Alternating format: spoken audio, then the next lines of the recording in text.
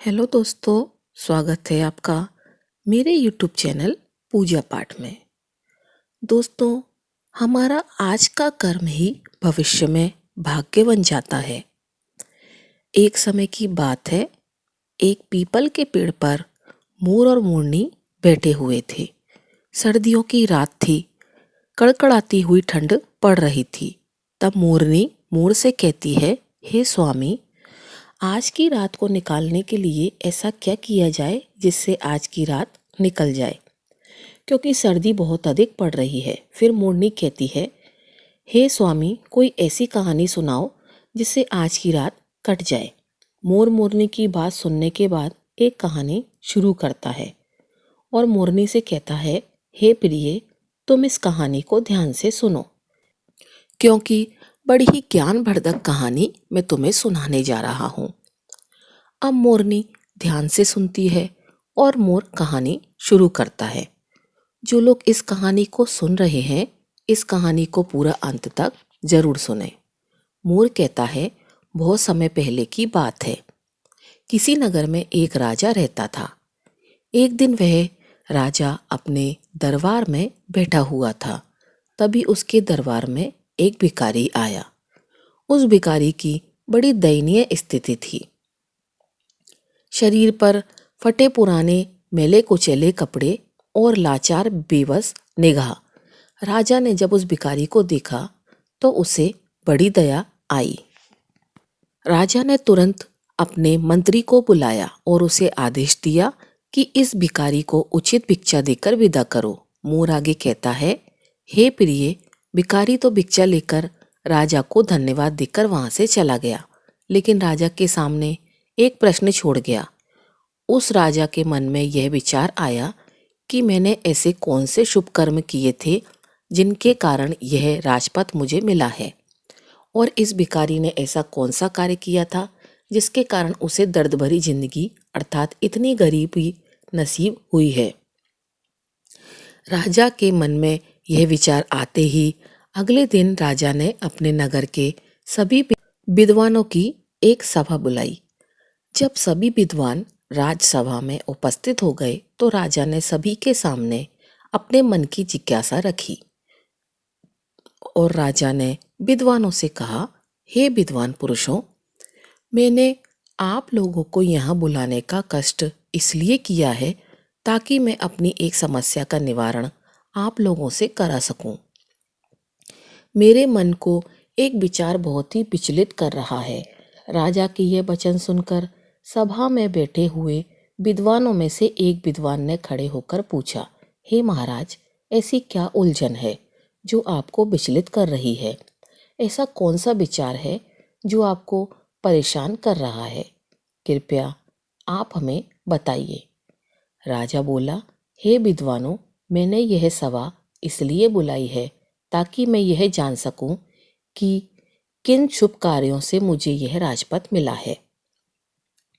अगर आप लोगों में से कोई इस बात को मुझे बता देगा तो मैं उसे बहुत सारा धन दूंगा, और ना बताने की स्थिति में मैं उसको गधे पर बैठाकर मुख पर कालिक पोत दूंगा, उसे बेइज्जत करके राज दरबार से बाहर निकलवा दूंगा।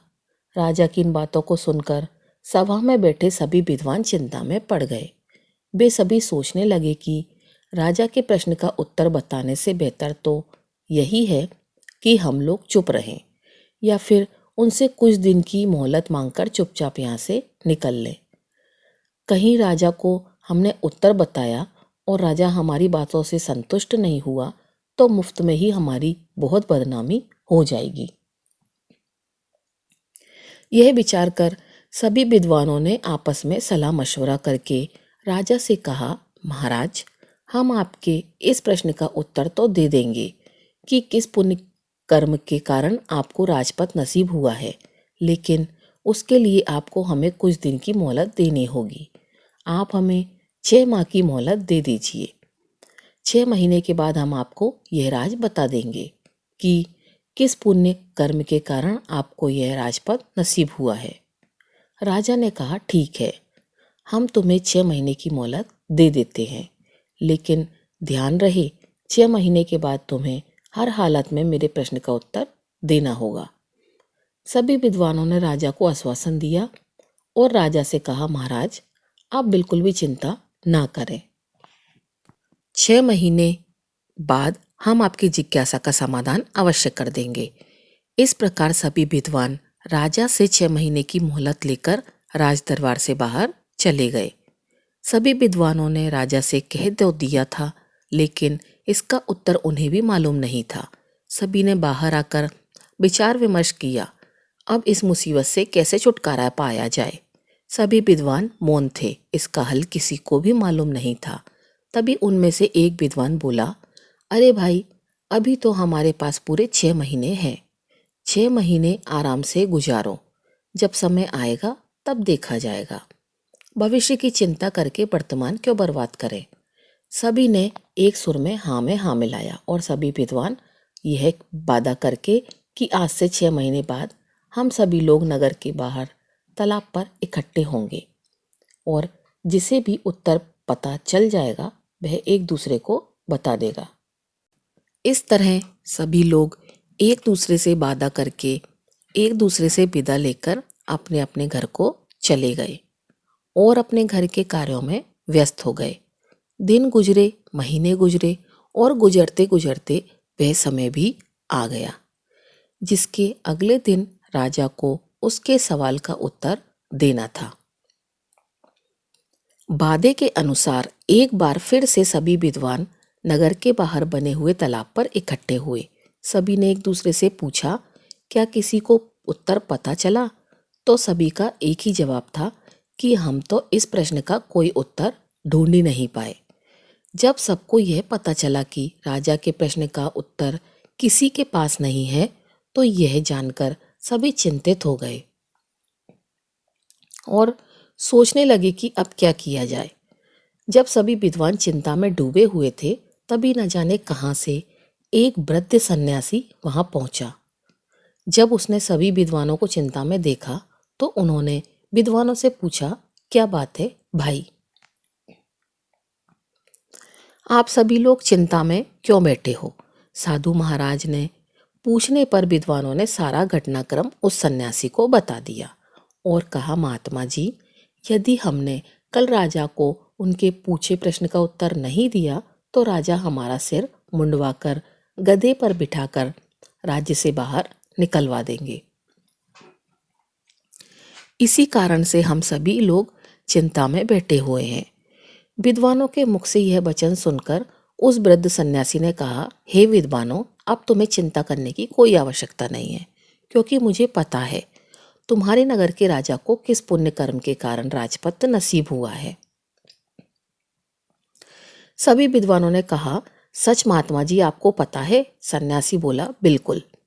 सभी विद्वान उस महात्मा के आगे हाथ जोड़कर बोले, महात्मा जी, यदि ऐसी बात है तो कृपया हमें बताने का कष्ट करें कि किस पुण्य कर्म के कारण हमारे राजा को राजपद नसीब हुआ है। हम वादा करते हैं, हमें जो भी उपहार उस राजा से मिलेगा उसमें से आधे से ज्यादा हम आपको दे देंगे। वृद्ध सन्यासी बोला, हे विद्वानों, मुझे आपसे कोई उपहार नहीं चाहिए, आप तो सिर्फ मुझे राजा के पास ले चलो, मैं स्वयं उनके प्रश्न का उत्तर दे दूंगा। उस सन्यासी की इन बातों को सुनकर सभी विद्वानों के चेहरे खिल गए। सभी विद्वान उस वृद्ध सन्यासी को लेकर राजा के दरबार में जा पहुंचे। उन्होंने उस वृद्ध सन्यासी का राजा से परिचय कराया और कहा, हे राजन, यह सन्यासी आपके प्रश्न का जवाब दे देंगे। राजा ने कहा, कोई बात नहीं, मुझे तो मेरे प्रश्न का उत्तर चाहिए, चाहे आप दें या यह महात्मा जी। राजा ने कहा, बताओ सन्यासी देवता, मुझे किस पुण्य कर्म के कारण यह राजपद मिला है? राजा के वचन सुनकर वह सन्यासी बोला, महाराज, क्या आप सचमुच में ही यह जानना चाहते हो कि आपको ही क्यों यह राजपद मिला है? तो महाराज, इन बेचारे विद्वानों को सताने से कोई फायदा नहीं है। आपके प्रश्न का उत्तर तो सिर्फ एक ही व्यक्ति दे सकता है। राजा ने आतुर होकर पूछा कि कौन बता सकता है? तो वृद्ध सन्यासी बोला, महाराज, यहाँ से 100 कोस दूर उत्तर दिशा में एक वन में एक ज्ञानी महात्मा तपस्या कर रहे हैं। वह महात्मा राख खाते हैं। राख के अतिरिक्त कुछ भी नहीं खाते हैं और राख का ही मल त्याग करते हैं। वे महात्मा दूरदृष्टा हैं, वही तुम्हारे प्रश्न का उत्तर दे सकते हैं। यह सुनकर उस राजा ने ब्रज सन्यासी की बात पर विश्वास किया और अपना राजपाट अपने मंत्रियों के हवाले करके ब्रज सन्यासी के बताए अनुसार उस महात्मा की खोज में चल दिए। जो महात्मा राख खाते थे। कई दिनों के सफर के बाद राजा अंततः उस जगह पर जा पहुंचा जिस वन में वे महात्मा जी तपस्या कर रहे थे। राजा ने हाथ जोड़कर महात्मा जी की एक परिक्रमा लगाई और महात्मा जी के आगे हाथ जोड़कर खड़ा हो गया। 2 घंटे बाद महात्मा जी की समाधि टूटी। उसने जब राजा को अपने सामने हाथ जोड़े खड़ा हुआ पाया तो उस महात्मा ने पूछा, भाई तुम कौन हो? दिखने में तो तुम राजा के जैसे लग रहे हो, फिर तुम इस निर्जन वन में क्या कर रहे हो? राजा ने उस महात्मा को अपना परिचय दिया और अपने वहां आने का कारण बताया। इस पर उस महात्मा ने कहा, हे राजन, मैं भी तुम्हारे इस प्रश्न का उत्तर देने में अभी असमर्थ हूँ, लेकिन यहाँ से 50 कोस दूर उत्तर दिशा में एक वन में एक महात्मा तपस्या कर रहे हैं। वे आग खाकर जीवित रहते हैं। तुम उनके पास चले जाओ, वो तुम्हारे प्रश्न का उत्तर जरूर दे देंगे। महात्मा की इन बातों को सुनकर राजा कुछ पल के लिए निराश तो जरूर हुए, किंतु फिर नए उत्साह के साथ महात्मा द्वारा बताए हुए मार्ग पर उस साधु की तलाश में आगे चल दिए। शीघ्र ही उनके अगले वन में तपस्या करते हुए साधु को खोज लिया, जो आग खाकर जिंदा थे। वे साधु महात्मा भी समाधि अवस्था में बैठे हुए तपस्या कर रहे थे। कुछ देर बाद जब उन महात्मा की समाधि टूटी तो उन्होंने अपने सामने राजा को आदर पूर्वक मुद्रा में खड़ा हुआ पाया। जब महात्मा ने राजा से अपने पास में आने का कारण पूछा तो राजा ने बता दिया कि वह किस लिए उनके पास में आया है। तब साधु ने कहा, सुनो राजन, यह सच है कि मैं बहुत दिनों से तपस्या कर रहा हूँ, किंतु कुछ बातें ऐसी हैं जिनका रहस्य मुझे भी नहीं पता। तुम जिस प्रश्न के लिए मेरे पास में आए हो, तुम्हारा प्रश्न भी कुछ ऐसा है। मैं इसका उत्तर बताने में असमर्थ हूं। जब वह राजा उन साधु महाराज के इन वचनों को सुनता है तो वह निराश हो जाता है। राजा साधु से कहता है, हे साधु महाराज, तब तो मेरा इतनी दूर आना व्यर्थ ही हो गया। मैं तो आशा लेकर आपके पास में आया था कि आप मेरी समस्या का अवश्य निराकरण कर देंगे। जब वे साधु राजा को बहुत उदास देखते हैं तो कहते हैं, हे राजन, निराश मत हो, मुझे आपके प्रश्न का उत्तर पता नहीं है, लेकिन मैं उस व्यक्ति को भली भांति जानता हूँ जिसके पास में तुम्हारे सभी सवालों के उत्तर हैं। राजा ने कहा, ठीक है महाराज, आप उनका ही पता बता दीजिए। इतनी दूर आया हूं तो मैं उनसे भी मिल लेता हूं। साधु बोले, सुनो राजन, यहाँ से 50 मील जब तुम आगे जाओगे तो एक नीलगढ़ नाम का शहर पड़ेगा। उस शहर में एक अर्पण नाम का वैश्य रहता है। उस वैश्य की पत्नी इस समय गर्भवती है और अब से 2 दिन बाद उस वैश्य की पत्नी के गर्भ में से एक पुत्र जन्म लेगा। उसके घर में पुत्र तो जन्म लेगा, लेकिन कुछ घंटे जीवित रहने के बाद उसकी मृत्यु हो जाएगी। जब उसकी मृत्यु हो जाएगी तो वैश्य शमशान की मिट्टी में अपने पुत्र को दफन करेगा। जब वैश्य अपने पुत्र को दफन करके वापस लौट जाए तो तुम उस मृत बच्चे की देह को जमीन से बाहर निकाल लेना और उस मृत बच्चे के सामने तुम अपना प्रश्न रखना। तुम्हें तुम्हारे प्रश्न का उत्तर मिल जाएगा।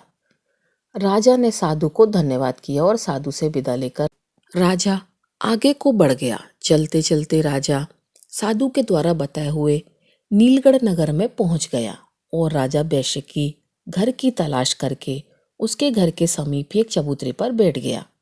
कुछ ही देर में वैश्य अपने घर से बाहर निकला। अजनबी व्यक्ति को बाहर बैठा हुआ देखकर उस वैश्य ने राजा से पूछा, मित्र तुम कौन हो और यहाँ क्यों बैठे हो, किसकी प्रतीक्षा कर रहे हो? राजा बोले, मुझे प्रतीक्षा है तुम्हारे घर में आने वाले उस नन्हे से मेहमान की, जो शीघ्र ही तुम्हारी पत्नी के गर्भ से जन्म लेने वाला है। वैश्य अजनबी के मुख से जब इन बातों को सुनता है तो उसे बड़ा आश्चर्य होता है। राजा की इन बातों को सुनकर वैश्य राजा से पूछता है कि आपको कैसे पता चला कि मेरी पत्नी गर्भवती है। राजा ने कहा, इसमें आश्चर्य करने की कोई बात नहीं है। मुझे ये बात एक महात्मा ने बताई है और उसने ये भी कहा है कि तुम्हारी पत्नी के गर्भ से जो शिशु जन्म लेगा वह लड़का होगा। लेकिन लेकिन शब्द सुनकर वैश्य बोला, लेकिन क्या भाई? तुमने अपनी बात अधूरी क्यों छोड़ दी? स्वस्थ तो पैदा होगा ना मेरा पुत्र? राजा ने कहा, हाँ भाई, खूब स्वस्थ पैदा होगा, लेकिन सिर्फ कुछ ही घंटों वह जीवित रह पाएगा, बाद में उसकी मृत्यु हो जाएगी। वैश्य भयभीत स्वर में बोला, अरे भाई, शुभ शुभ बोलो। इस अधेड़ आयु में मेरे यहाँ पुत्र रत्न होगा और वह अगर पैदा होने के बाद मर जाए तो यह मेरे लिए किसी सदमे से कम नहीं होगा। राजा ने कहा, भाई, जो सत्य है वह मैंने तुम्हें बता दिया। जब वह वैश्य अजनबी के मुख से इन बातों को सुनता है तो अपने पुत्र को बचाने के लिए कई वैद्य हकीमों को बुला लेता है, लेकिन विधाता का लिखा कौन मिटा सकता है? होता वही है जो ईश्वर चाहता है। उस वैश्य ने अपने पुत्र को बचाने का भरवस प्रयास किया, लेकिन उसकी कोई युक्ति काम नहीं आई। महात्मा के बताए अनुसार वैश्य की पत्नी की कोख से एक पुत्र ने जन्म लिया। बहुत ही खुशियां मनाई गईं, लेकिन 4 घंटे बाद ही उसकी सांसें उखड़ने लगी। सभी वैद्य हकीम ने बच्चे को बचाने के लिए बहुत जतन किए, लेकिन उनका कोई प्रयास सफल नहीं हुआ और वह बच्चा 4 घंटे की आयु जीकर शांत हो गया, यानी उसकी मृत्यु हो गई। जिस घर में कुछ देर पहले तक खुशियों की शहनाई बज रही थी, खुशी का माहौल था, बच्चे के प्राण त्यागते ही एकदम से मातम सा छा गया। वैश्य के घर में हाहाकार मच गया। छाती पर पत्थर रखकर उसने अपना कर्तव्य पूरा किया। उसने अपने बच्चे को कपड़े में लपेटा और शमशान के लिए चल दिया। शमशान पहुंचकर वैश्य ने एक गड्ढा खोदा और उस गड्ढे में अपने कलेजे के टुकड़े को दफन किया। मिट्टी डालने के बाद जब वैश्य नम आंखों से अपने घर को लौटने लगता है, वैसे ही राजा उस स्थान पर पहुंचता है, क्योंकि उस महात्मा ने कहा था कि जैसे ही वैश्य वहां से अपने घर को लौटे तो तुम्हें बच्चा जमीन से बाहर निकाल लेना है। यदि तुमने थोड़ा भी विलंब कर दिया फिर तुम्हारे प्रश्न का उत्तर नहीं मिल पाएगा। इसलिए राजा वैश्य के जाते ही उस स्थान पर आ जाता है और गड्ढे की मिट्टी हटाकर बच्चे को बाहर निकाल लेता है। जैसे ही वह राजा बच्चे को कपड़े से अलग करता है तो उसके आश्चर्य की सीमा नहीं रहती है। होता यह है कि वह बच्चा मरा हुआ फिर से जीवित हो जाता है और राजा से कहता है, क्या हुआ भाई, तुमने मेरी चिर निद्रा में क्यों बाधा पैदा किया है? बच्चे की इन बातों को सुनकर राजा अपना प्रश्न उस बच्चे को बताता है और कहता है कि मैं अपने प्रश्न के उत्तर के लिए तुम्हारे पास में आया हूँ। एक तुम ही हो जो मेरी शंका का समाधान कर सकते हो। राजा ने जब उसको अपनी समस्या बताई तो वह बालक बोला, भाई सुनो, जिस कारण से या जिस कर्म से तुम्हें यह राजपद नसीब हुआ है वह एक लंबी कहानी है। यदि तुम यह जानना ही चाहते हो तो मैं वह कहानी तुम्हें संक्षेप में सुनाता हूँ। हे राजन, इस जन्म में तुम राजा हो। इस जन्म के पहले यानी पूर्व जन्म में तुम मेरे मझले भाई थे। राजा आश्चर्य से बोला कि मैं तुम्हारा भाई था? तो बालक बोला, हाँ राजन, पूर्व जन्म में ही हम 4 भाई थे। तब हम एक आश्रम में रहकर विद्या अध्ययन किया करते थे। पहले के समय में एक विद्यार्थी का जीवन एक सन्यासी की तरह होता था। ब्रह्मचर्य का पालन करना, भिक्षा मांगकर भोजन करना और भी कई नियम थे जो एक विद्यार्थी को पालन करने होते हैं। उन्हीं नियमों का पालन करते हुए हम 4 भाई एक साथ एक आश्रम में विद्या अध्ययन कर रहे थे।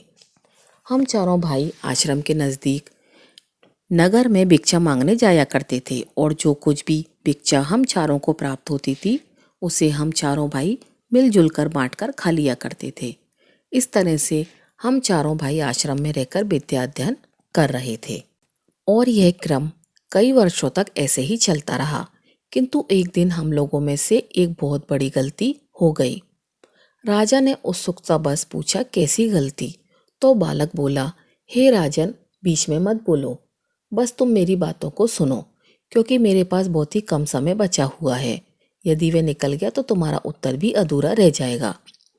राजा बालक की जब इन बातों को सुनता है तो एकदम से चुप हो जाता है।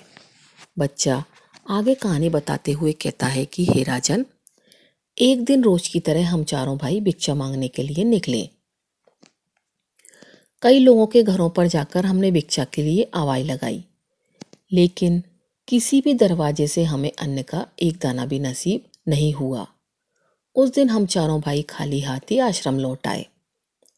क्योंकि हम चारों भाइयों में से किसी को भी भिक्षा नहीं मिली थी, इस कारण हमने वह रात खाली पेट ही गुजार दी। दूसरे दिन भी हम चारों भाइयों के साथ कुछ ऐसा ही हुआ। उस दिन भी हमें अन्न का एक दाना भी नहीं मिला और तीसरे दिन भी हम लोगों ने भूखे रहकर ही गुजारा। किसी भी ग्रस्त ने हमें भिक्षा नहीं दी। उल्टा में यह कहकर दुत्कार दिया कि इतने अट्टे कट्टे होकर भिक्षा मांगते हो, तुम्हें भिक्षा मांगते हुए शर्म नहीं आती। उस गृहस्थ के अपमान भरे शब्द सुनकर हम तीनों भाइयों के सर शर्म से नीचे झुक गए। लज्जा के मारे हम तीनों भाई उस दिन से भिक्षा मांगने भी नहीं गए। लेकिन तुम्हें यह बात स्वीकार नहीं थी। तुमने कहा कि एक ब्रह्मचारी को लज्जा कैसी? लज्जा को त्यागने के लिए ही तो आश्रम में गुरुजी ने हमें भिक्षा लाने के लिए कहा है, ताकि आगे चलकर ब्रह्मचारी निराकार भाव से परमार्थ के कार्य कर सके।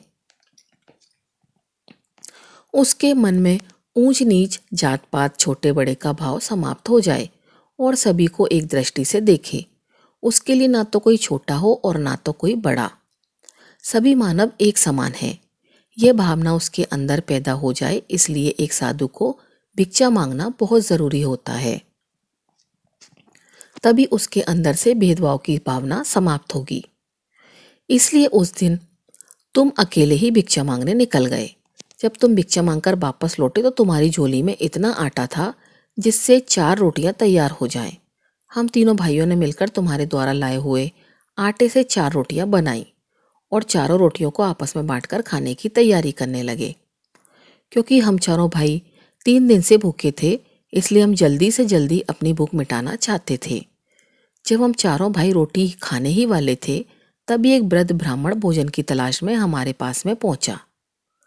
जब उसने हमारे हाथ में भोजन की थाली देखी तो उस वृद्ध ब्राह्मण ने हम चारों भाइयों से अपने अपने भोजन में से थोड़ा थोड़ा भोजन देने की प्रार्थना की। क्योंकि हम चारों भाइयों का भूख के मारे पहले से ही बुरा हाल था, उस पर वह वृद्ध ब्राह्मण भोजन मांग रहा था। यह सुनकर हमारे बड़े भाई ने उस वृद्ध ब्राह्मण से कहा, अरे ब्राह्मण देवता, तुम कहाँ से आ टपके? हम लोग तो पहले से ही 3 दिनों से भूखे हैं। मुश्किल से आज हमें एक रोटी नसीब हुई है और तुम कहते हो कि उसमें से भी तुम्हें दे दें। यदि हमने तुम्हें अपनी रोटी दे दी तो हम क्या राख खाएंगे? और यह कहकर हमारे बड़े भाई ने अपनी रोटी खा ली और वह वृद्ध ब्राह्मण देखता ही रह गया। इसके बाद उस वृद्ध ब्राह्मण ने हमारे दूसरे भाई से अपने भोजन में से थोड़ा भोजन देने का आग्रह किया। हमारे दूसरे भाई ने उस वृद्ध ब्राह्मण से कहा कि महाराज, यदि मैंने तुम्हें अपना भोजन दे दिया तो मैं क्या चूल्हे की आग खाऊंगा? और यह कहकर उसने भी अपनी रोटी खा ली। जब हमारे दोनों भाई से उसे निराशा हाथ लगी तो फिर वृद्ध ब्राह्मण मेरे पास में आया। मैंने भी अपने दोनों भाइयों की तरह उसे टका सा जवाब दे दिया। मैंने बोला, हे ब्राह्मण देवता, यदि हमने अपने भोजन में से तुम्हें भोजन दे दिया तो मैं मरूंगा या जीऊंगा? और यह कहकर मैंने भी अपनी रोटी खा ली। जब हम तीनों भाइयों से उस वृद्ध ब्राह्मण को निराशा हाथ लगी तो अंत में वह ब्राह्मण तुम्हारे पास में पहुंचा और इस उम्मीद में तुम्हारी तरफ देखकर निहारने लगा कि शायद तुम अपने भोजन में से कुछ भोजन उसकी सेवा में अर्पित कर दोगे। हे राजन, जब वह ब्राह्मण तुम्हारे पास में पहुंचा तो तुमने बिना किसी हिचकिचाहट के अपने हिस्से वाली रोटी उस वृद्ध ब्राह्मण को दे दी।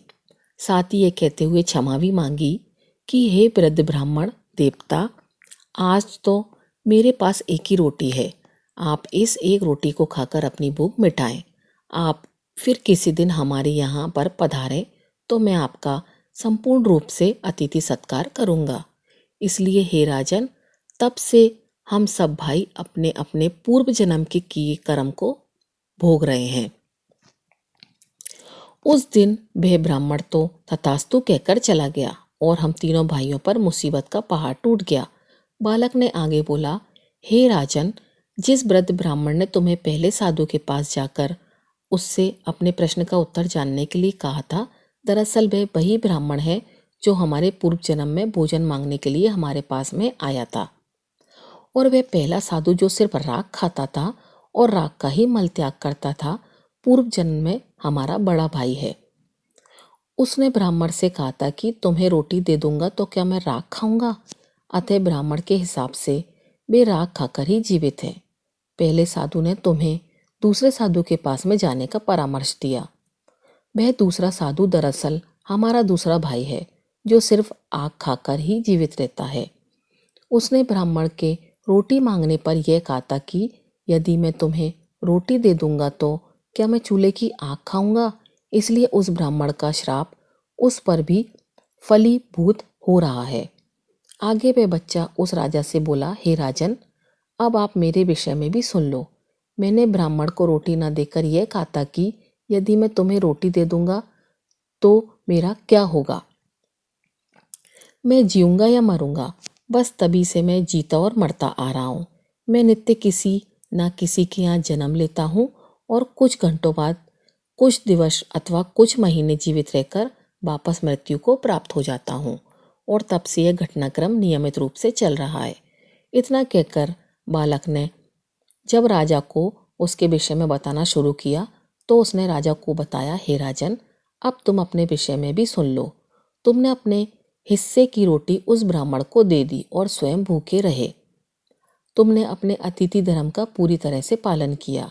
उन्हीं शुभ कर्मों के कारण इस जन्म में तुम्हें राजा बनने का अवसर मिला है, क्योंकि परमात्मा उन्हीं लोगों को राजपद देता है या अमीर बनाता है जो खुद की ना सोच करके दूसरों की परवाह करते हैं, जो दूसरों के बुरे वक्त में उनकी सहायता करते हैं, जो अपने मुंह काने वाला भी दूसरों की सेवा में समर्पित कर देते हैं। ऐसे लोगों को परमात्मा इस उद्देश्य से अमीर बनाता है कि यह लोग अमीर होकर दूसरे के सुख दुख में उनका साथ निभाएंगे। लेकिन अधिकतर लोग अमीर होकर अपना ही सोचते हैं। वह यह भी भूल जाते हैं कि यह अमीरी हमारे पिछले जन्म के पुण्य फलों के कारण प्राप्त हुई है और परमात्मा ने हमें दूसरों की सहायता के लिए अमीर बनाया है। यदि हम पुण्य कर्म करेंगे, लोगों की सहायता करेंगे, तो इस जन्म में तो हमें परमात्मा ने अमीर बनाया ही है, अगला जन्म भी हमारा अमीरी में ही बीतेगा। इसलिए हे राजन, तुम्हारे लिए अच्छा यही होगा कि तुम अपनी प्रजा की, गरीबी असहाय लोगों की और जरूरतमंद लोगों की भरपूर मदद करो, परोपकार के कार्य करो, ताकि तुम्हारा आगामी जीवन भी सुखमय बन सके। इतना कहकर बालक एकदम से चुप हो गया और उसकी आंखें बंद हो गईं। उसकी गर्दन एक तरफ और लुढ़क गई। राजा समझ गया कि यह बच्चा सिर्फ इतनी देर के लिए ही जीवित हुआ था। अतः राजा ने बड़ी सावधानी के साथ में उस बालक को कपड़े में लपेटा और बड़े ही सम्मान के साथ उस बच्चे को जमीन में दबा दिया। और जमीन में दबा देने के बाद राजा अपने नगर को वापस लौट गया, क्योंकि अब राजा को भी यह पता चल चुका था कि उसे इस कारण से यह राजपद नसीब हुआ है। प्रिय श्रोताओं, यह थी आज की कहानी। आशा है इस कहानी से आपको भी पता चल गया होगा कि किस कर्म के कारण मनुष्य राजा से रंक बन जाता है और किस कर्म के कारण मनुष्य को जिल्लत भरी जिंदगी बितानी पड़ती है। यदि आप भी अपना कल अच्छा करना चाहते हैं तो कृपया गरीब असहाय लोगों की मदद करें, ज़रूरतमंद लोगों की सहायता करें और ईश्वर का भजन करें, क्योंकि हमारे कल का किया हुआ कर्म ही भविष्य में हमारा भाग्य बन जाता है। जो अच्छा कर्म करते हैं वह सुख पाते हैं और जो बुरा कर्म करते हैं वह दुख पाते हैं। तो दोस्तों, अगर आपको आज की वीडियो अच्छी लगी हो तो वीडियो को लाइक ज़रूर कीजिएगा और चैनल को सब्सक्राइब कीजिएगा। आपका दिन शुभ हो।